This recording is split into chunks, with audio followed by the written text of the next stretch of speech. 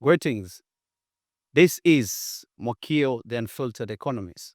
Have you ever wondered why they say life is a game for the rich and a gamble to some of us, if not all of us? Welcome to Mwakio, the Unfiltered Economist, where we strip away the politics, the public relationship, the podium speeches, and dive in, dissect the economy as we experience, as you experience it. Welcome to Mwakio, the Unfiltered Economist. Today, I have a very interesting guest, one of the sharpest economists we have in the country, if not the African continent, who has worked not only in the county government, where he served as the economic advisor, but also global, where he's talking about financial strategies and development. So I will allow my guests to do the introduction. Daktari, karibu sana. This is Mwakio, the Unfiltered Economist, and the conversation starts here. Please introduce yourself for those that do not know who Daktari is all about. Thanks a lot. Before I introduce myself, I'd just like to say congratulations. Thank you. Congratulations on the podcast. I think it's a very important conversation that should be happening in the country right now. So it's timely. I don't think there are enough podcasts speaking about economics. There are a lot of podcasts speaking about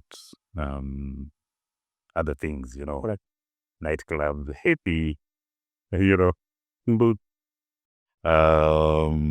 not enough about economics and about the political economy and the decisions we're making in our country as well. So congratulations. I think this is timely and it is very important. Thank you, Daktari. I didn't know about the sharpest economist. That's a good one. Yes, because there are very many economists in Kenya, actually world-renowned economists, very intelligent guys that I think are advising on very important issues. But as usual, economics, there are a lot of opinions flying around. So it's just like anything else. It's the recent form a bit. So some people believe different things. Some people believe different things.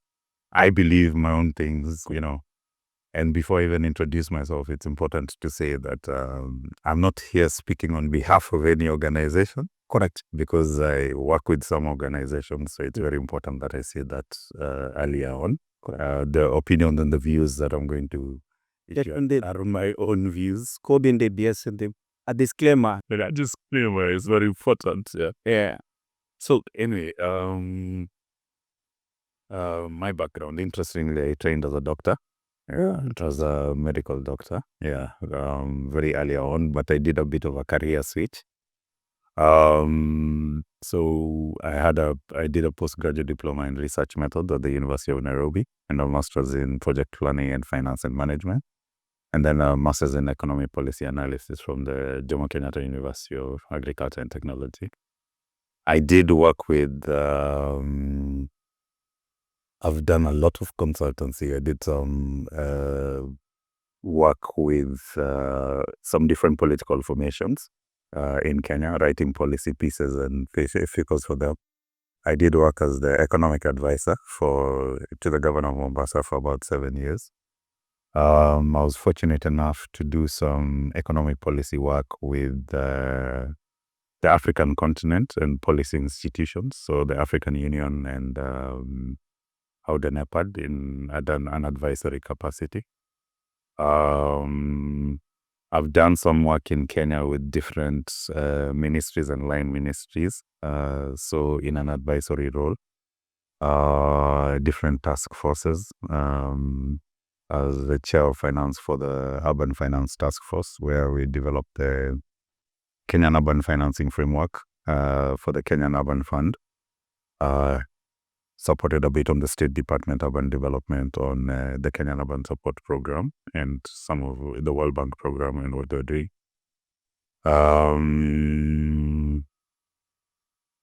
What else? I've written a lot of pieces in partnership with the World Bank, in partnership with different institutions, foundations. And now I'm in a management role in one of these foundations that is trying to advance impact and outcomes in health and education on the continent. It's actually one of the world's largest foundations, and they're doing a fantastic job in that regard. So health and education. But just because of the caveats that I'm here on my personal robe, so I'm the Director for Development Finance for Africa for that organization. Yeah. Thank you. Such was a long introduction.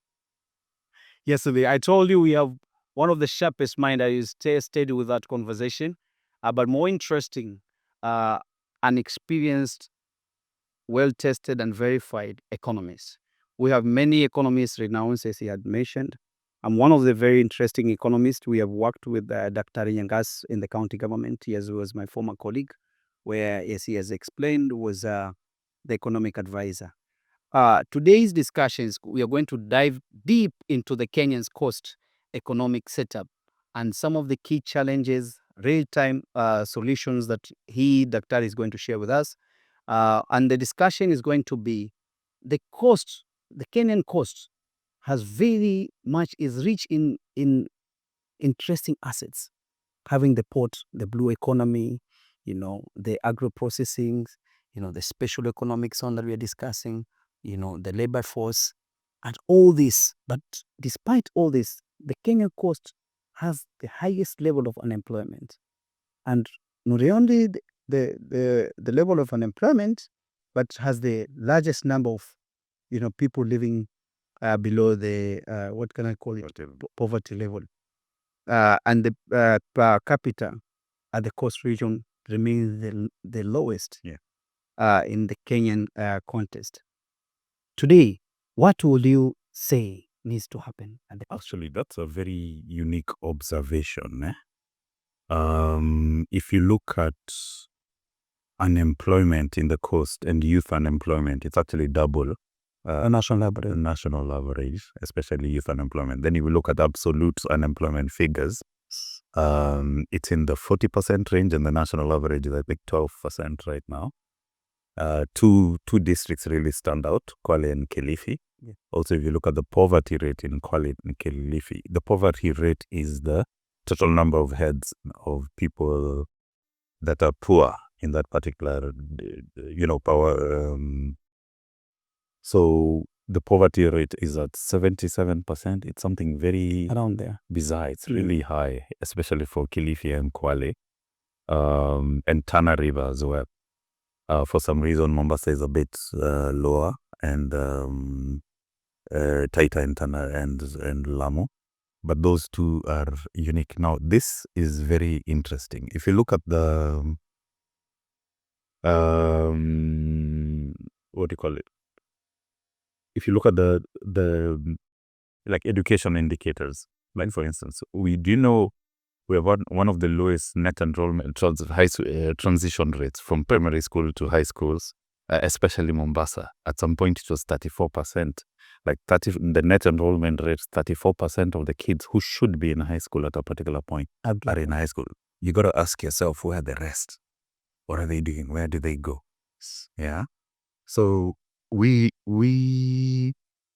something unique happening in the Kenyan coast. And the unfortunate thing is that it has persisted after the onset of devolution. So I think we are, how many years into devolution now? 13? 13, yeah. 13 years into devolution. And if you look at the aggregate money that has been spent, assuming each of these counties was getting between 3 and 5 billion for 10 years. You've answered some of my questions. However, that's what we did. This would really, it's easily, let's say, 5 billion over 6 counties. That's 30 billion times 10 years. That's a lot of money. That's 300 billion. Those figures should not be that high. Yeah. So what is the real economic in terms of the figures that you're measuring and numbers, and what do you think needs to be happening in the coast region to change the narrative in terms of the economic setup? Okay, I think the historical problems, first of all. Some mistakes were made earlier. Number one, the land situation in the coast is very unique. Land is a very important form of capital. Yes. What happened in the coastal area didn't happen anywhere else in the country. Those very early disenfranchisement that didn't happen in the rest of the country. So you see, if you look at even the earlier title deeds that were given, because some of the earliest title deeds that were ever given in Kenya were given in the coast. So in the 1890s, the ones that were given to different families, not to mention names, along the coast of Kenya, that phenomenon didn't happen in the rest of the country. Most of the other title deeds started happening when Kenya became a protectorate in 1919. 1920 there. That's why you see most title deeds are expiring right now, because it was about 100 years, 99 years this. So basically in 2020, 2021 was most of those were elapsing. But what happened in coast, because of the history of slavery and the coastal, a lot of the coastal indigenous people moved inland to avoid slave raids, to avoid that. So, to avoid being taken to the Shimoni caves, whatnot.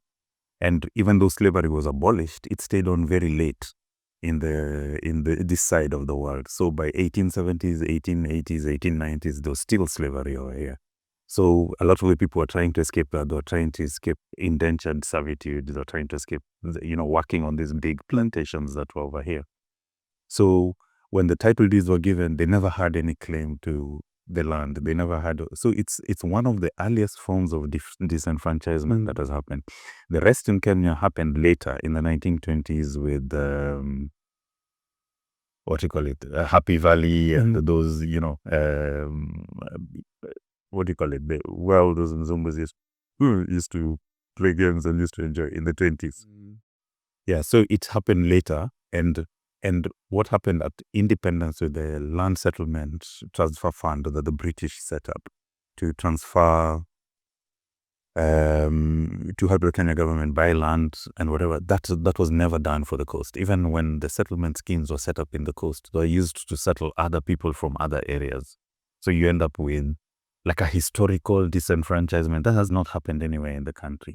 And because land is so important, it ends up being the fundamental, there's no source of capital, because when you have land, you're able to build wealth. You're able to till the land. You're able to, use it to get a loan. You're able to use it for the other productive purposes or whatever. So because people have never had that foundational base to build wealth upon.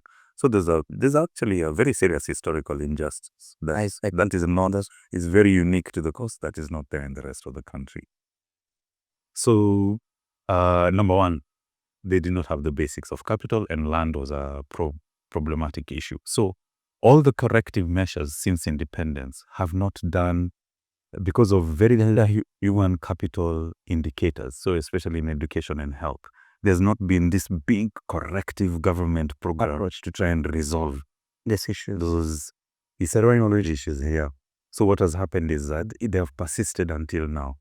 So you get that very low educational attainment. You get very low school transition. You get very low school enrollment. You get very low wages, very low employment. You get very low, because skilled labor, wages are a product of skilled labor. And get, even as a corollary to that, you get very low setup of businesses, because people don't have the technical know-how for businesses and such things like that. So it keeps driving from generation to generation to generation. So, Daktari, now that you have expounded in depth, do you think there is a lack of leadership deficit? Is it the policy deficit? Is it the market failure? Or what do you think constitutes to this, now that we have had devolution, decentralization of governance? What is the real issue? So what plagues the coast not only plagues the coast, it actually plagues the rest of the country. You're an economist, you know about the theory of competitive advantage. Yes. What do you mean of its features and all that? Yeah. What is it as a country that you do so well that you have a competitive advantage over everyone else, not only in the region, in the world, and the whatever? We never think through that as a country. And that should be the guiding principle behind what you invest in and what you... So I don't think we have sat down as a people of the coast and had that conversation deeply about what do we want to look like in 20 years? What do you want to look like in 30 years? Yes. Where should the coastal region be in 30 years? What should we invest in? Are we looking for, is it manufacturing? Is it infrastructure? Is it agribusiness? Is it, what is our competitive advantage? Blue economy, even in blue economy, what is it, maritime? Is it ship construction? Is it seafarers? Other countries like Indonesia have built an entire economy on remittances from seafarers. They're the largest seafaring population in the world. No, Philippines, sorry, not Indonesia, Philippines. And are they trained by policy? They're deliberate about it. Or is it leadership? So basically, what is advocating? What advocates it? Is it the policy driven? Is it the leadership driven? Is it the market setup? What builds up to that economy? So you have to, and I know there was an initial effort by the Jumias and the different governors came in because I think they felt the need to try and resolve these issues. Yeah. And there was some initial attempts, some initial blueprints were put together. And I think some of them were very good. Some ideas were very good but that sustained follow-through action was not there because some of them constitute very large policy changes and very large investments and whatever, and they require some kind of commitment and regional, dedication that I think was missing. It's not easy to do. Implementing strategic plans. You see, like Asians are called the great planners. When Singapore puts together a plan, they stick to the detail of the plan for 30 years. China, same thing, whatever name. I remember when you talk about that. I remember when you are part and parcel of the county government. We came up with Mombasa Vision 2035 or 2035. What could you tell us about the Mombasa Vision 2035? Because I remember you are the core center of this. Yeah. You know that you're talking about visions, talking about long-term solutions and plans, strategic development agendas. I think the motive was good. The motivation was good. The need to take a different direction. The need, a certain urgency to, we need to do something together to change our overall situation. Yes. So I agree with that. The need was good. I don't know whether the process was the best of what could have been done. Probably would have done it differently right now with some benefit of hindsight. And, there's some level of personal accountability. It's good to be honest. I like that. That's why we're here. The Filtered Economist, we're keeping it real around here. Trademark East Africa did a study on the story. You remember it? And it was about the growth clusters. So growth clusters are a concept where there's a deliberate assessment of potential, value chains, what can be invested in, where is there a competitive advantage, where is there a comparative advantage, and what is that advantage and what can be exploited. And so they looked at a whole series of areas. They looked at agribusiness. Within agribusiness, they looked at cotton, they looked at fruits, passion, mango, they looked at cashew nuts, they looked at, different things. And in some of them, they looked at the value chain and they said, if we make this investment in value chain here, we can have 50,000 jobs. Here we can increase output by times 10 or times 100% of output. And we can increase product of, let's say, coconut oil or, the chain of products that come from agribusiness. Let's say coconut and coconut oil and whatever the product is. Coconut is used in everything. Indeed. Even roofing, what do you call it? Oil of Nazi, And they looked at all that and they said that if we invest here and here and here and here, this is the kind of catalytic leverage we can get. That was agribusiness. They did the same for tourism. They did the same for infrastructure. They did the same for manufacturing. They did the same for industry. On which value chain can we exploit as a region, and how can we integrate it? And then increase jobs, increase productivity, I don't know where such reports go. You are sure by something? It was very well done. Yeah. That is well defined, Daktari. I will ask you a very interesting question that it's a narrative that is peddled around. Since devolution in 2013, there's hundreds of billions of money that has been sent to the counties. And the conversation has always been, was the devolution, was it devolving in efficiency, or was it devolving development? Where has this 100 billions of money gone? No, I completely would disagree with any narrative team against devolution. Devolution on aggregate has only been a positive thing for this country.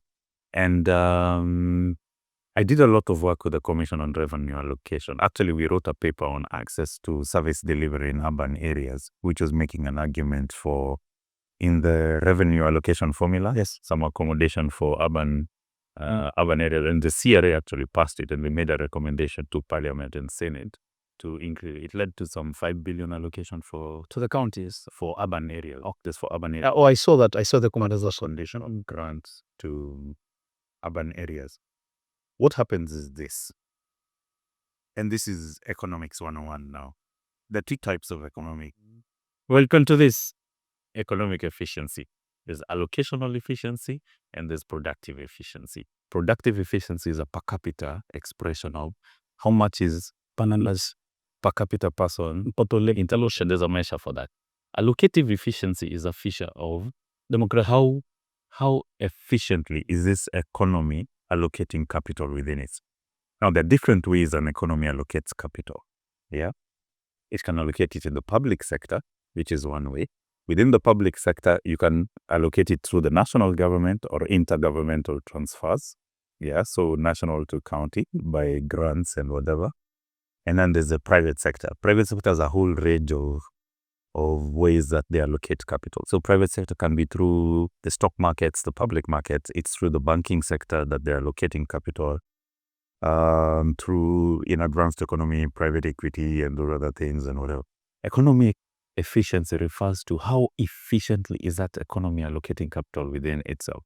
If you want to know an economy has a problem, look at the proportion within. If you take a GDP of, let's say, 11 trillion or 10 trillion, I don't know how much Kenya's GDP, and you look at the proportion that the government plays and the proportion that the private sector plays. I think government is about 4 trillion right now. Yes, the private sector is responsible for about 7 or 8 billion in GDP, which is a good thing. But you find devolution was a way to increase the allocation. Is it supposed to be a 15% or that high? It was the initial estimate was 15%, but it was a way to increase the efficiency of how government allocates money, and that happened. It may not be optimal, but it is better than what used to happen in the past. If you go to Turkana, if you go to whatever, Wajir, Mandera, whatever, all these places that are called Northern Frontier districts that had legislated inequality. Section, what is it? Paper 10, section paper 10, session of paper 10, that say that the inertia, yes. Kenya should invest in the highly productive areas. It led to a neglect for 40, 50 years of what they considered non-high productive areas. And that's how the coasts, Northern Frontier districts. There's absolutely no argument to be made against devolution at this particular stage. It's impossible to make that argument. Even if you The development that is coming up. Yeah, even if you look at the attribution in terms of GDP contribution, and development areas, it's higher. If you look at employment, if you look at wages, if you look at new businesses that came up because of devolution, if you look at, everything. So I can't think of a logical argument to make against devolution. It could be better. This can be done better. Yeah. So as an expert on devolution and many other parts, looking at the coast region, what opportunities do you believe the coast region has that is not exploiting? Looking at the blue economy, the issues with the strategic positioning of the port city, looking at the agro-processing that is being done in some parts of the counties. What do you think that we can capitalize as a coast region to amplify the economy? I think, one of the good things the last administration did, it really built a lot of infrastructure. And you remember there was a Gateway City Master Plan? Yes, yes. Supported by JICA.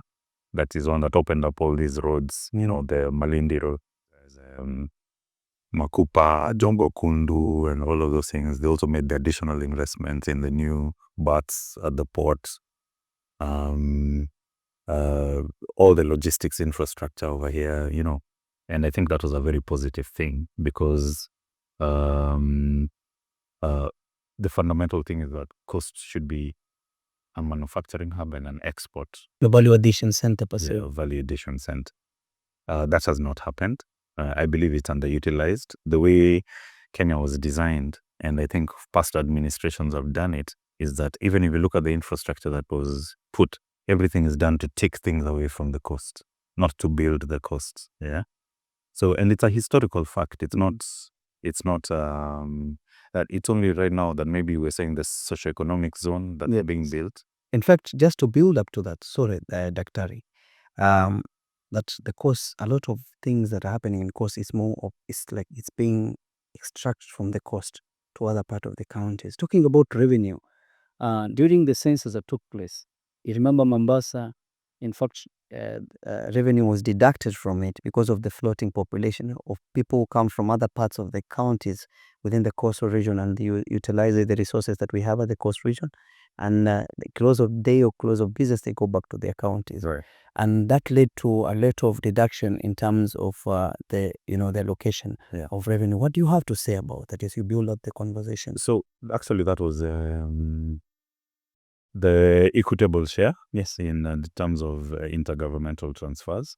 There's a reorganization of the formula that led to a reduction. Yes. In what the revenue allocation is. Yeah, the revenue allocation. They increased they say that it's an improvement, like good formulas that lead to performance-based allocations so that, the better performing ones are getting more money.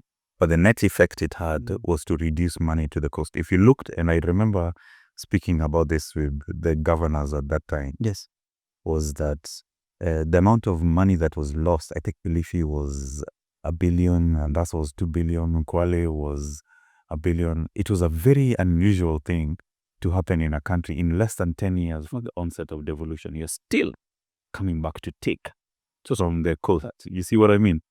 Our experience with the history of this country is just take.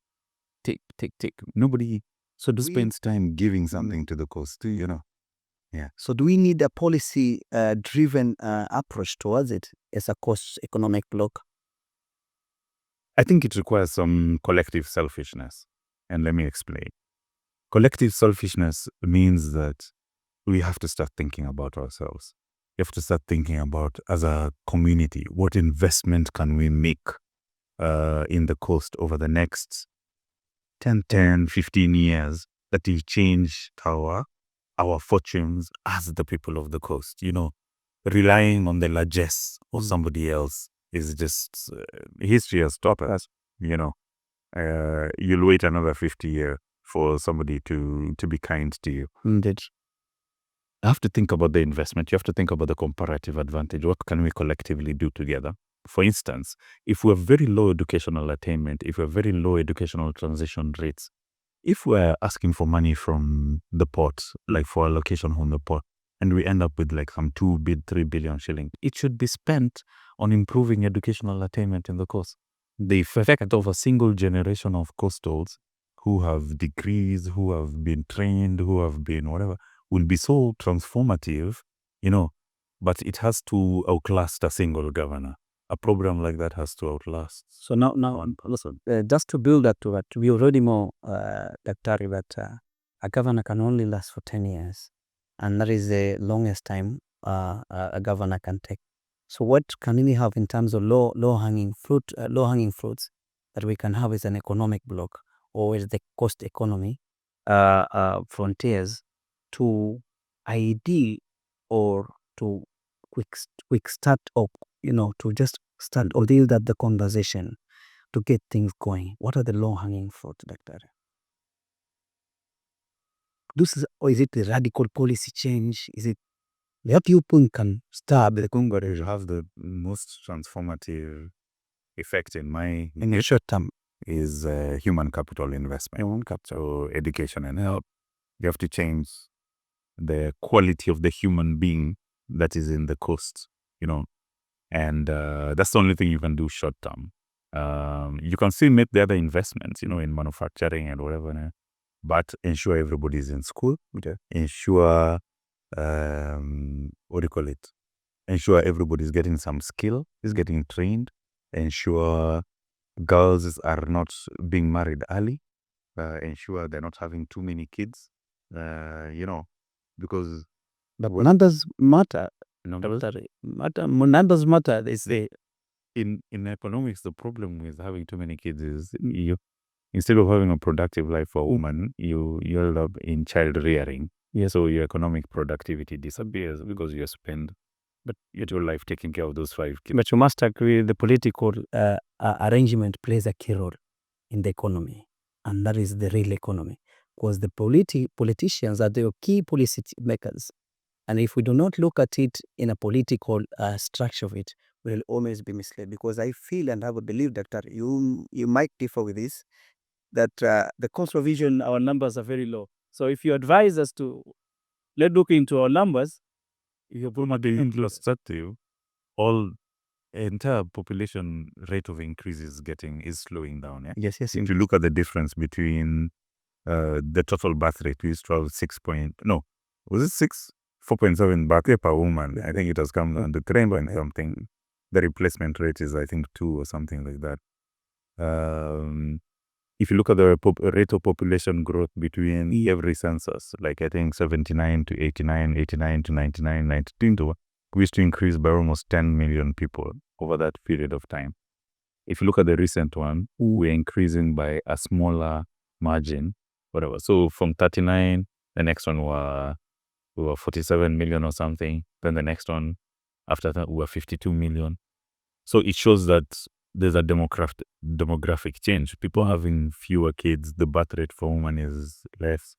Maybe child mortality is lower. The changes happening. Wealth is happening. Per capita income is increasing, and all that. The same thing needs to apply to the cost. Don't just think of numbers in terms of politics. Because politics plays a key role like that. So I have one saying that I might say: are we poor as coast region because of not having a proper planning in terms of policy, or are we poor because we are not driven as a community with a common agenda, as Dr. says?